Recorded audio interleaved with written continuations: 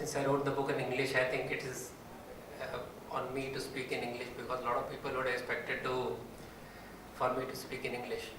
Though I am a Hindi speaking person, I chose to write in English because I felt that the English speaking people need to know more about Sangha and our cultural ethos, because I have found that people who are educated from the English medium school without any aspersion on anybody tend to lose their roots much more easily. So that is the only reason I chose this. I chose to write on RSS because for the people outside the RSS, not within the RSS. Because I thought within RSS they believe in everything and my writing will not be required for them, and those outside need to know about RSS. So in that sense I am an accidental writer. I never was a writer. I did my first editing when I was just 34 years old. I did about 10 books for editing. Then finally when I wrote my first book, I was 54-year-old in 2011. That was the time when RSS was accused of saffron terror, Hindu terror. That was the time when Times of India said Mohan Bhagwat has been chosen Sarsanga Chalak, but it's a secretive organization. So that rose my curiosity, what is secretive? Being an RSS person, I was habituated never to see any news about RSS, any good news about RSS. There was a journalist who came to meet Ram Madhavji in Mumbai when he was media in charge of RSS. So with great effort I persuaded Ram Madhavji to have a meeting with him. 45 minutes interview. And the next day in the newspaper, the bottom anchor was RSS to decide from half pant to full pant. So this is the news. I mean, for 45 minutes, Ram Madhavji naturally would be discussing half pants and full pants. So that is how the view about RSS was. So my urge to write was urge to tell about RSS to people. That urge has taken me a long way. My first book was released in Delhi in 2011, and my seventh book on RSS is being released now in Delhi thanks to Sankrantji and Rajiv Tuliji. So thank you both. And in the meantime, a lot of things have changed. From being a saffron terror organization, at least people want to listen about RSS. People want to know about RSS. I met many people who say that they have changed their views after reading my books, and that really is a big satisfaction for me. Coming to this book, it's a book based on a PhD thesis, which was understanding RSS through its resolutions, and I focused on Northeast, Punjab and Jammu Kashmir, the hottest spots in India since independence.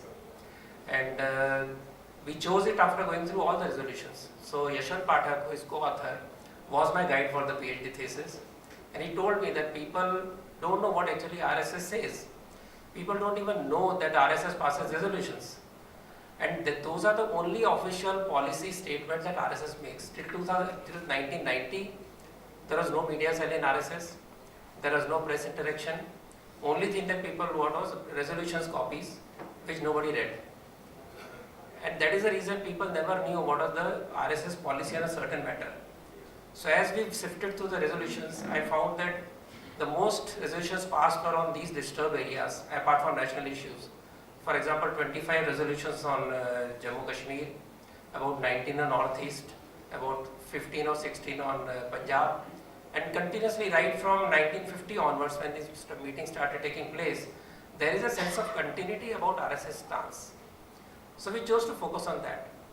So my inquiry was about on a particular policy, what RSS policy was. Over the years, whether policy was consistent, if there was a fine-tuning or change in the stance, what was the cause for this? At the same time, when these resolutions were passed, what was the actual position in the society, in the nation? So, for example, if I pass a resolution about terrorist attack in Jammu Kashmir, then what was happening at that time? What was the media reaction? What were the leaders thinking? And what were the history writers of those time, contemporary history, were saying about it? So that gave a complete picture. So when I say this book is about RSS resolutions, it is actually not on resolutions, it is resolution which may be 1/3 of the content, 2/3 of the content is coming from outside sources. I have used minimal sources from within RSS because that creates a bias. There are of course personal talks with pracharaks, with workers. There are some internal documents because that information is not available outside. But overall, after having seen what others were saying, then when RSS passes resolutions and asks its Swayamsevaks and people to do something on the ground, does RSS do it? Is there a follow-up? So whether you will find example of new organizations being created, you will find workers being specially deputed for the particular reason. For example, in Punjab, when Punjab Rashtriya Swayamsevak Samiti was organized, and this book is actually dedicated to Jai Krishan ji, who expired just about 2 years back. And when I met him, he was so happy that finally RSS documentation will be made about its contribution in Punjab struggle. He was not physically fit from waist below for certain reasons, and he was very happy. He had all the cuttings, he had all the documentation with him. And when you meet such people, you realize how normal or Swayamsevak, who has nothing else to look forward to, who has no post, he doesn't want any post, who sacrifices his life, takes all the risk. When he was asked whether he'll take the responsibility, he said yes. Then he said, you know what will happen? He said, yes, I'll get a bullet. So that's the spirit which keeps the RSS work going, and on the ground how people work. At the same time, when this was organized, RSS deputed 15 pracharas from all over India to Punjab, specifically to look after the organization work there, so that local RSS people could work on the ground to struggle for Sikh Hindu unity, which was the main effort of the Khalistanis to break that chain, to break that link, very strong bond. Similarly, you go to Jammu Kashmir, you find people who lost their own ones, but they were fighting the Pakistani attackers in 1947, in 1986. They were there. There is a Swayamsevak here who was part of the 1990 Exodus, whom I happen to know. And there are many such examples you find in the book. Every time, the underpinning of the entire struggle, of entire approach of RSS was the common cultural base of the nation. What we call unity in diversity, what exactly is the unity?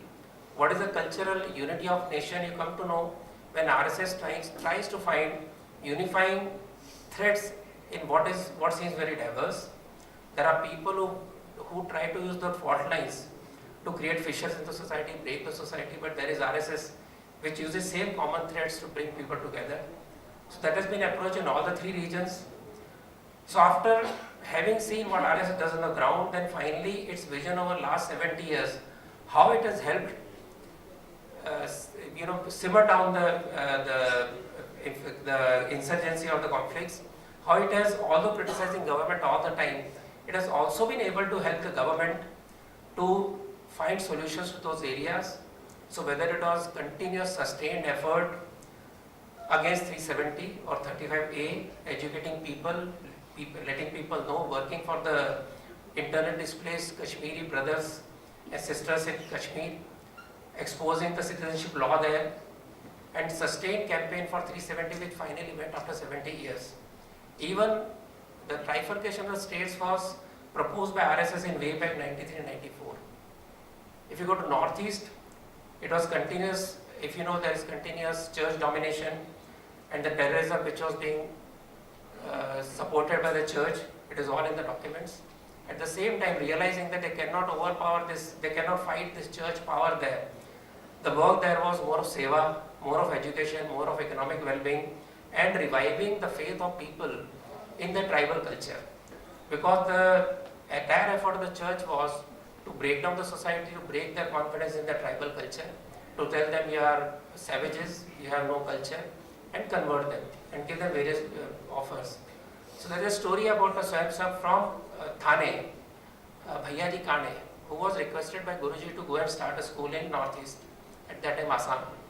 So he opened a school 6 kilometers from Myanmar border, and it takes 2 days to go to that school. And he thought, I'll take some kids from here and take them to Mumbai, so people know what is the other part of Bharat. They will feel more close to each other, and will bring people here to Northeast. That is the idea will work. So when he decided it, the local people opposed it, saying you will take the kids there, you will sell them off, you will take away their kidney and whatnot. So he had a young child with him called Jayant. He's still there, he's still working for Northeast. He said, you take this kid, keep him with you. If I come back with your kids, you return my kid. It was not his son, by the way, he was his student. They agreed, and the student also agreed. Look at the faith. So the student stayed back in Manipur, and Bhaiyaji Kane brought those students to Mumbai. And now if you see, there are scores of hostels of Northeast people in Maharashtra, especially because Maharashtra has adopted Northeast.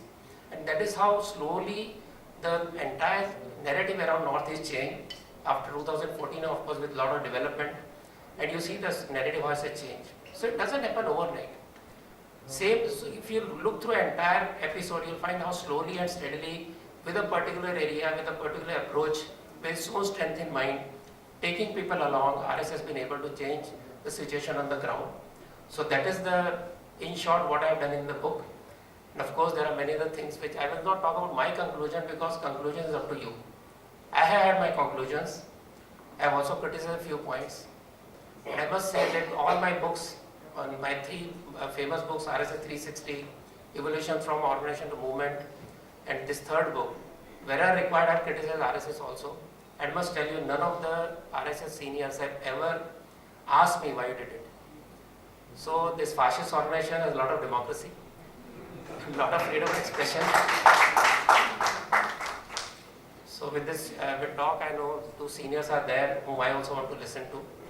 I thank them for agreeing to release my book. Thank you, Arunji. Thank you, Ramji. So I'll hand over the mic to Arunji. Dhanyavad.